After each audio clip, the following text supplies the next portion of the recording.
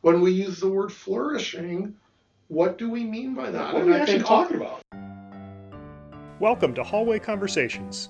We're a trio of educators who have plenty of questions about teaching and learning and school culture, and we believe in the value of collaboration and reflection as we seek to keep growing as teachers. So this podcast is our place for thinking out loud together about issues in education and why they might matter to Christian educators. Welcome to the conversation. Hello everyone, welcome to Hallway Conversations. My name's Matt Beamers. I'm Abby DeGroat. And I'm Dave Mulder. For those of you new here, we're trying to create space where people can play around with a few ideas in the context of what it means to teach and lead Christianly. And one of our deep hopes is that you might be encouraged to go back to your classroom, your staff room, or your own hallway and engage in some conversations of your own. We also love it when you give us feedback, suggest ideas for shows, or even send in questions. So if you feel compelled to do so, please send those to hallwayconvospod@gmail.com. That's hallwayconvospod@gmail.com. Today we're going to start a short series on the book Flourishing Together by Wolfe and Lynn Swaner.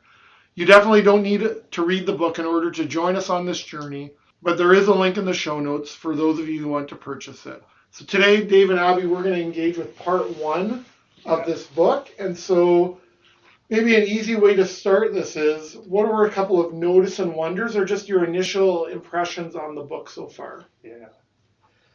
It's interesting. So I think I said this to Abby earlier in the hallway when we met in the hallway. Yeah.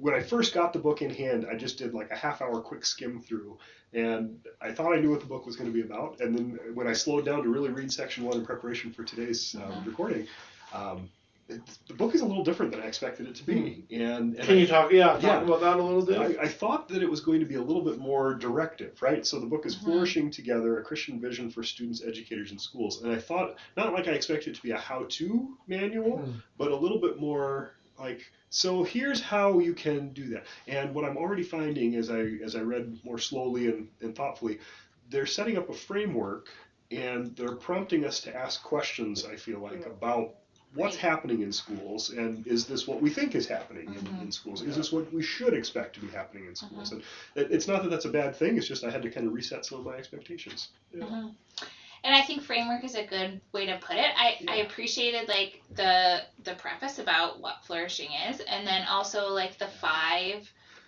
areas of flourishing, and then in each of those 5 sections that we're going to go through one at a time, right, on the podcast, there's kind of 3 chapters, right, that each one tackles a different element of that frame. So I like that. I like the orderly layout and how it works together.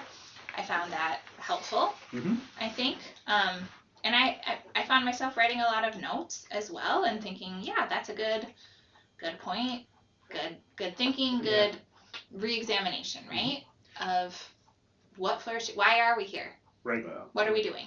And I already felt, too, like there are some things in this first section that we read that I'm like, oh, that's going to show up in class with the future teachers that I'm working with. Because it kind of caught me, oh, that's an interesting way of packaging this that I hadn't quite put together before. Yeah, Dave, it's helpful, your description of what you thought the book was going to be and what you thought the book is.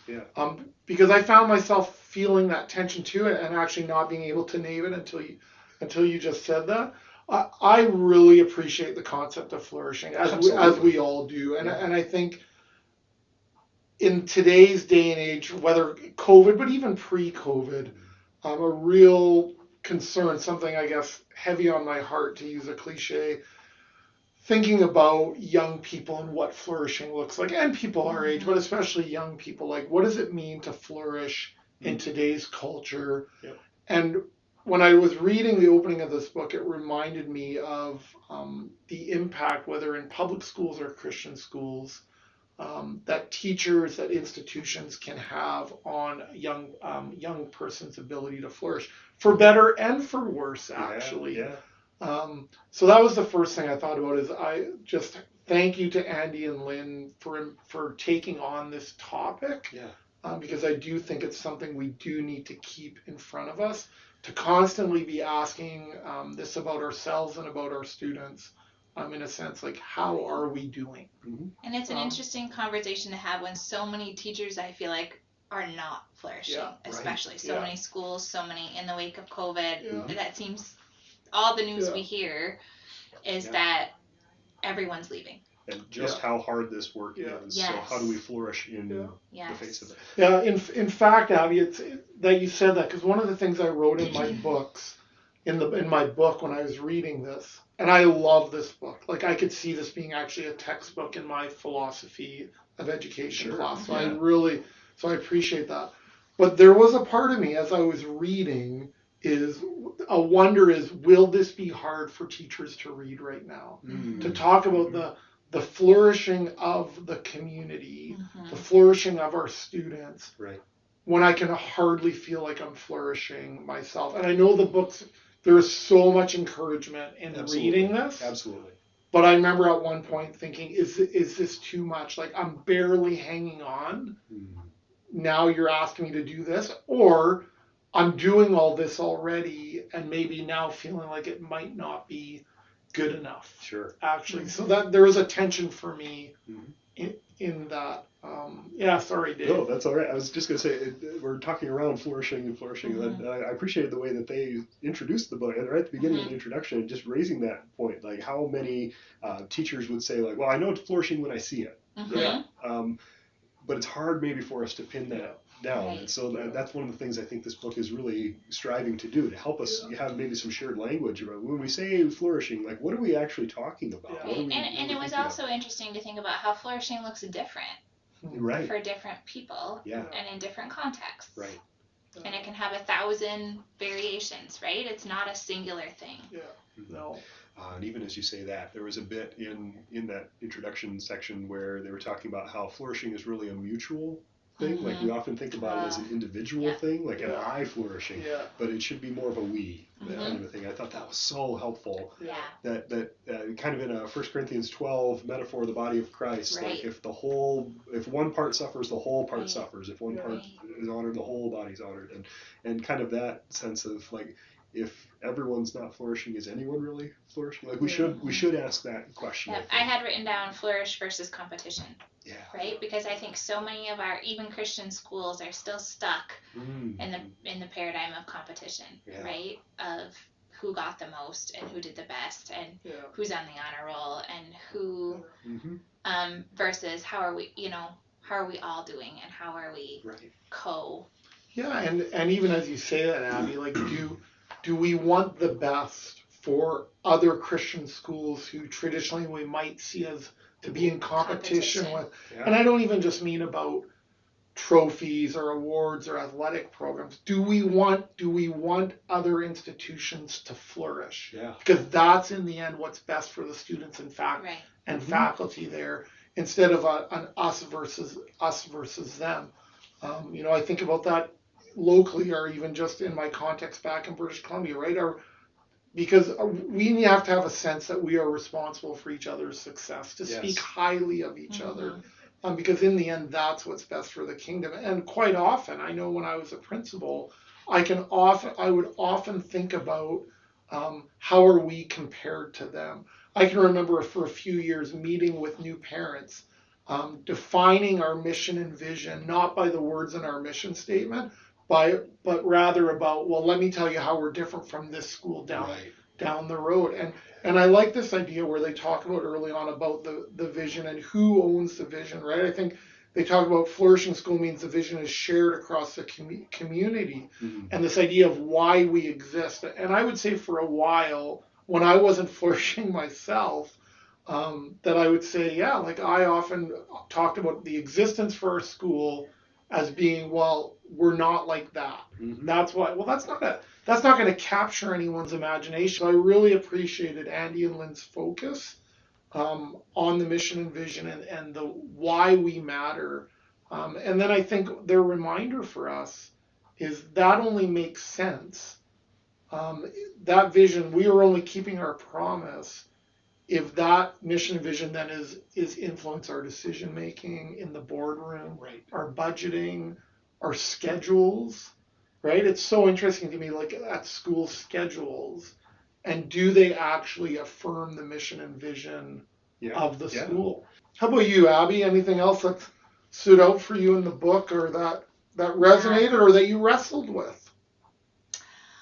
So the first section of the book, after the introduction about what is flourishing and what is this idea of flourishing, is the whole first part is about purpose. Right. So why? And I thought I really appreciated their focus on practices about reimagining everything under that purpose. What are we doing here, and are we flourishing? And so are they still serving us? So there are a lot of practices, I think, in schools that are done because that's what we do. This is how we've done it. Right? And so I appreciate the idea of reimagining things, especially practices that may be old. Are they still serving us, right? I think they used the verse, man was not made for the Sabbath was made for man, right? So are these practices serving us well, or have we become slaves to bells, for example?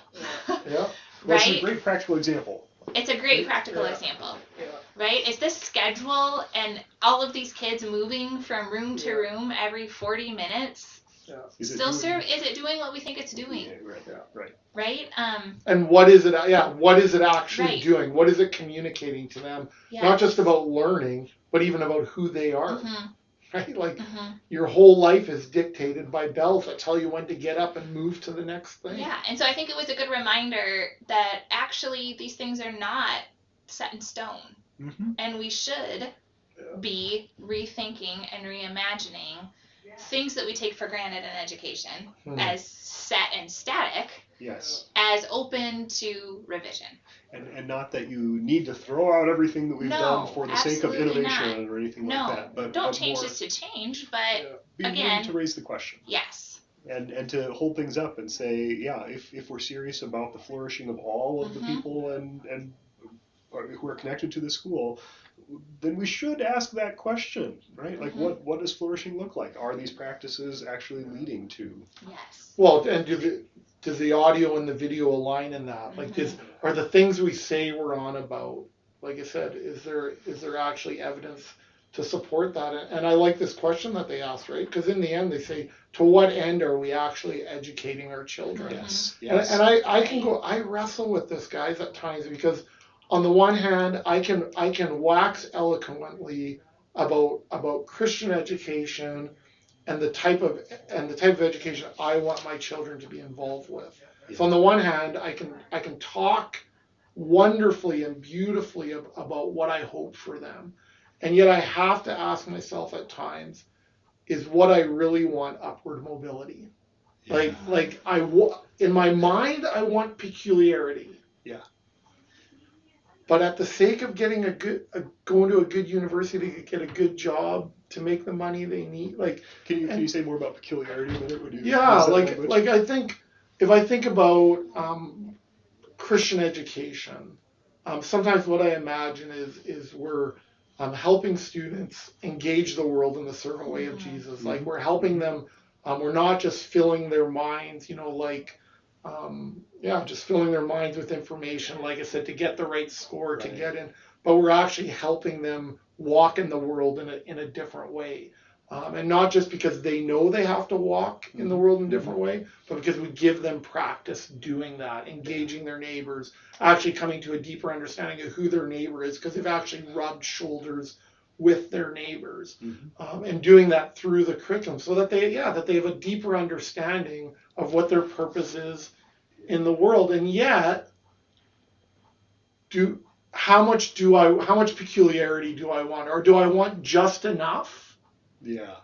So that it feels good, but do I still want to make sure they get into the right university? And I'm not saying those have to be mutually exclusive. No, but which one is driving? But to what end, right? So to what end are we educating our children? And to what end do I actually want a Christian education for my children? This is one of the bits that caught me when you asked that question, like something, and I've been grappling with this one since then. So in early one of these first chapters, I think it had been chapter 2, the heading in the section was, "What does love require?" And Lynn and Andy used the example of Halton Hills Christian School near Toronto, Ontario, and for a whole year all the educators and the students in that school kept coming back to that key question: what does love require? And this is why I asked you, what do you say more about peculiar? Because I think that is a peculiar way of being as a school, to say, like, every decision that we're going to make, well, what does love require? And like, that is a radical shift in your pedagogy, in the content that you're teaching, in your way of being together, when you're going to keep grappling with that. And they noted in the book, like, that continuing to ask that question for a whole year, that became their driving question. Then there's different kind of engagement, different kind of empathy that starts to show up, different kinds of caring for each other that shows up, different kinds of creativity that starts coming out of that question. And I think that is a compelling vision for me to think about. I would love my kids to be formed in that kind of an environment. Because I think they are going to be peculiar people, and it's not at the cost of their education. It's not at the cost of upward mobility, right? But it's going to change something about how they are. Them individually, but them as a community too. It's going to do something to them. It's going to have to. Right. No, and that's the part I wrestle with at times, right? Is how, if we know education is formation, to what end do I want my students, or my own children, being formed in a radical different story? How radical? Like, and that I struggle with that, right? And then when we see our students or our children living peculiar lives and being radical, like, that makes me a little uncomfortable. Totally. It's like, well, then when we get what we're hoping for, so to speak, how do we feel about that? And that's, I think that's some of the tension at times, actually. You use that phrase about abundance somewhere in there, and I had to flip to that page because I had a flag on that. That bit really caught me too. Like, flourishing as a sense of abundance. I think we often think of education as kind of a zero-sum game, right? That if my kids aren't getting theirs, then somebody else is getting like that. And instead, to have an abundance mindset, not a zero-sum mindset, to say, like, if my kid is flourishing, well, it's because everyone is flourishing, right? And again, they come to that kind of more communal sense of things. I think that's really important to keep that in mind. It's a collective. It's not about just these individuals. And what a shift from worrying about yourself only, right? In classrooms even, right? I remember being challenged by that concept from other books as well, right? So are we a learning community where we all care about each other's growth, even in the subject matter, right? Versus a very individualistic, what are we? Are we peculiar from the world in the way that we engage in learning? That we're all responsible for each other's flourishing, or are we each in it for ourselves and I'm thinking about what you will. And I'm just even thinking about also, like, and do we care enough about just the flourishing of the greater institution? I can remember speaking to a school leader. I'd been part of the same school for between 30 and 40 years, and him remembering when he first started teaching there, the busiest night of the school year was the annual general meeting. Like, everybody came. It was the State of the Union, like a sense of, like, how are we doing? How are we doing, not just financially, but how are we doing in upholding the mission and the vision? And this was a chance to hear about what was happening in the school, and him saying over time they could hardly get quorum at the annual general meeting, but the busiest night of the year now was registration night for your child. And so just that shift of, and I don't, that's not wrong that's a busy night, the registration night, but it was just more him noticing and wondering, why do people care less about how the institution is doing as a whole, and the shift more on how do I make sure my kids take the right courses to get into the right, and again, which isn't a wrong thing. Interestingly, we shifted at my old high school that society meeting to registration night. Brilliant. Wow. And paired them. Now there's cultivating imagination, and I knew that, right? Right. So how are those two things tied together? Yeah, totally. No, that's a wonderful. That's the night people are going to be in the building, right? Let's and I think it was done because they, again, couldn't get people to show up. Interesting. But it wasn't, now that you say that, right, it's an interesting way to even shape everyone's thinking around, we're also in this all together. right? Yep. In addition to our own small interests. It helps you see the bigger story. Yeah. Instead of just me and my kid and my Right. family, me, right? And then Right. again, it comes back to the sense of we. And I feel like I'm just banging that drum, but that, Yeah. that was the one, like anything in Mhm. this first section that caught me, it's that how individualistic I point the finger at Right. myself Yeah. am when it comes to education. And our institutions that should not be so Correct. still are. That's right. Yeah, how that cultural norm has Yeah. infiltrated our Christian institutions. Yeah. And to name that and to Mhm. be honest about that. Guys, I also want to give space here in an appropriate way. Was there anything as you were reading that was hard for you, or that didn't resonate, or that, like I sometimes think about, hey, the 3A's protocol, like, hey, I want to aspire to this, I agree with this, I want to argue with this. Is there anything you found yourself, whether arguing or sort of like feeling unsettled? Does anything come to mind?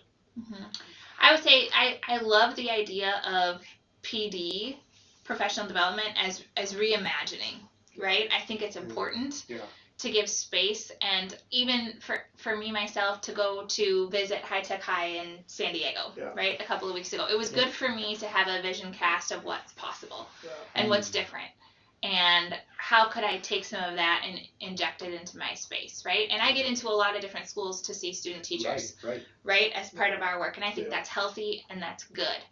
I also know how busy K-12 educators are with day-to-day work, right? And so I struggled a little bit with yes, that's important.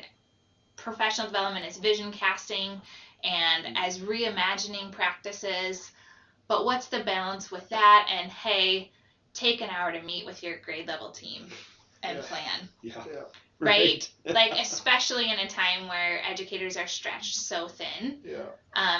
How does that actually contribute to their flourishing as well, right? And maybe, I don't think they were trying to say that every professional development day should be reimagining, but I think that reading this book, someone planning professional development should be careful not to take up all of the precious time that teachers have with this big high-level work without attending to the day-to-day that still needs to happen. And I'll just build onto that, because that was one of the things I was wondering too.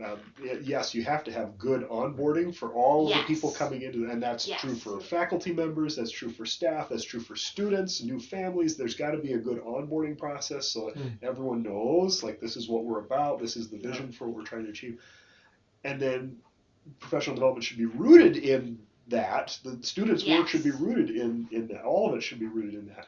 But I wondered about that too. Like, are you just going to keep banging that same drum every time you get together? Is that like this high-level work all the time? Or is that just taken to be the foundation? And again, it doesn't mean that high-level work is not important. Correct. It absolutely is. Yes. But I think there needs to be a balance. Yeah, it was interesting as, I've shared with you before, so I'm coming out of a K-12 context just over 18 months ago. And I've shared with you at different times, like even being on Twitter, which is really great pro-D for me. I find myself at times being leery or being aware of what I tweet, in being worried that somebody might look at that and say, "Oh, easy for you to say, you're not in K-12 anymore." Oh yeah. Because there is when I visit K-12 schools now, it's like, wow, like this is real life right here. Like it is the pace is frenetic. And that was part of my life for 26, 27 years. And the pace here is different. It is. And so I'm always leery about saying you should when I'm not actually living it out. So I found myself thinking that, to be honest, a few times as I was reading of this, that there was part of me that was, I wonder how this is being received by people in K-12 trenches. Who are doing this day to day. Who are doing this day to day with a book that's written not necessarily by people who are in the K-12 trenches. If Lynn and Andy maybe never hear this, I know their heart is for teachers and education. I just found myself feeling that at times, feeling like I wonder what this reads like. It was helpful for me looking at this as like a packaging of things that I've thought about before, but Right, in a I way I thought hadn't that put it too. together. Yeah, like a synthesis. Yeah, and like, oh, yeah, this all does kind of hang together that way. Mhm. But like, I agree with what you were saying there, right? Like, is this inside baseball to some degree then Yeah. that are we talking to a particular group of people who already are thinking this way? Yeah. It's worth asking that question, I think. No. But it is a good packaging. Yes, I agree for with sure. that. Yeah. Yeah, and like a framework to, like I said, I like the orderly framework of it too. No, and if you, like I said, I'm Yeah. just looking at my book right now. There's words like yes with exclamation point. Absolutely. Yeah. Or I need to talk about this in my philosophy of education class, and there is a lot of that. So, like I said, I say that in the context of someone who appreciates this book, could see this as a textbook for undergraduate or graduate students. Yeah, but it's something you need to be aware of too. But I need to be aware, and I think that's why I noticed with, it, Abby. with the students that you will serve, who maybe are not. Yeah, and I can make that. I can even get there as a professor, because we have a significant number of students who went to public K-12 schools who are now at a Christian post-secondary institution, and it can be even just words like what. Hey, when you use the word reformed, what do you mean by that word? Yeah. Or when you use the word worldview, what do you mean by that? Mm-hmm. And as you said earlier, even when we use the word flourishing, what do we mean by that? What are we actually talking about? I think operational definitions are actually really, really important when we have conversations like this. Uh-huh. Friends, we know your time is valuable and we want to thank you for joining us today for another hallway conversation. And whether it is this day, this week, or this month, we hope the Lord gives you what you stand in need of. And as you go into this day, we want to send you with this blessing. So to our listeners, God go before you to lead you. God go behind you to protect you. God go beneath you to support you. God go beside you to befriend you. Do not be afraid. May the blessing of God the Father, Son, and Holy Spirit be upon you. Do not be afraid. Go in peace to love and serve the Lord. Amen. Have a good week, everyone. Thanks for joining us. This podcast was quite literally dreamed up during one of our actual hallway conversations. Our music is by Ethan Mulder. Hallway Conversations is an independent podcast created and produced by Matt Beamers, Abby DeGroat, and Dave Mulder. Thanks for listening. Derailed. Do not edit as you read. Oh, sorry. No. It's me, isn't it? Whenever you're ready. Okay.